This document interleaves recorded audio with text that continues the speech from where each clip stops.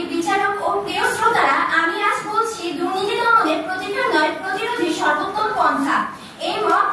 আমি আজকে এই মতের বিপক্ষে অবস্থান গ্রহণ করছি, কারণ প্রতিকারের অভাবে দুর্নীতিরা বারবার সাহস পায়।